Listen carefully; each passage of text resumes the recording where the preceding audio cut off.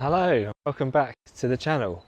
Those of you who've had the misfortune of watching some of my other videos will know back in February 2019 I bought myself my very own Jaguar XK8. I guess what I didn't say about the XK8 when I bought it was why I chose it. It's kind of a strange choice for a 30-something-year-old, but I thought I'd go into a bit more of the detail as to why I chose this particular car, especially over the other sort of Jaguar coupes that are available, and see if you agree. The first reason, and probably the most obvious reason why I bought this car, is how it looks. I mean, it's absolutely fantastic in my opinion. To some people it kind of just looks like a 15-year-old coupe that's kind of been forgotten now, and the design is actually getting on for about 25 years old. But for me, the design isn't 25 years old. The design goes back way further than that, and it's actually inspired by some of Jaguar's classic sports cars such as the D-Type and the E-Type, and these are really in the details of the car. It's details like this oval grille and this chrome streak across the middle that really sort of identifies the XK8 with some of its predecessors, notably the E-Type, as I mentioned. Other things that are sort of carried over are this nice power bulge on the bonnet.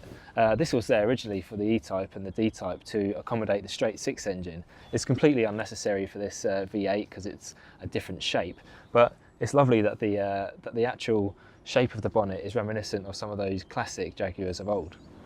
Now, it's actually very, very tricky to film some of the curves on this car, and it's really at the back where you see some of the more organic shape of it, these sort of wide bulging hips, I suppose, which are, you know, very, very sort of soft and not hard edged at all. But I think this is what gives this car a bit of its beauty. And I guess that's why I prefer the look of this car to something like an XJS, which is, it was a very bold design for the time, being made in the 70s, and it was a real departure from the E-Type.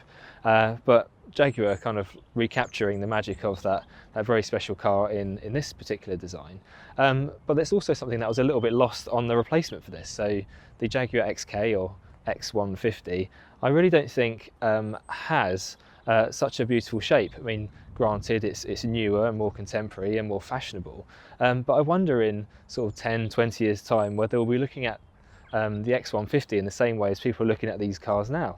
I mean, this one is mine, so I am biased, and I do really love the XJS and the XK X150, but for me the shape of this one really captures a real sort of hybrid of old and new, and for me this is the one that I had to have before anything else. The theme continues inside, and this is the second reason why I love this car and why I bought it, and it's just the sheer sort of elegance and timeless quality of the inside. These gauges are sort of deep set, focused on the driver, and if you're a passenger you can't even see the gauges, so it's very much a sort of driver's personal privilege to be able to see what's on there, and I really like that about this car.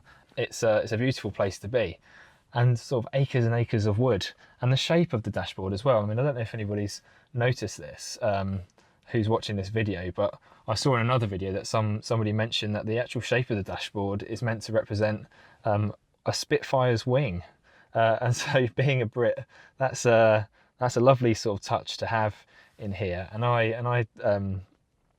think that kind of sort of heritage is a lovely thing to incorporate into a car, because the reason it's a Spitfire's wing is because part of the car was made in an old Spitfire factory, so sort of national pride beaming out of this car in every sort of stroke of design, which is great to see.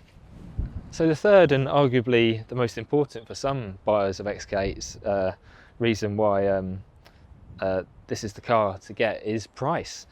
These cars can be had for under £5,000, which, you know, you kind of trying your luck a bit if you go for the cheaper end of the scale, as I've found out. Even buying a good condition car, you can run into many thousands of pounds to repair it properly. But certainly these cars have sort of reached the bottom of their price value in my opinion, and will only strengthen from here. So it's the time to buy one of these if you're thinking of holding on to one for a long time. The XK X150, beautiful car, but still very much depreciating in value, whereas this one's really starting to find a classic following, and demand will go up as the supply starts to run out.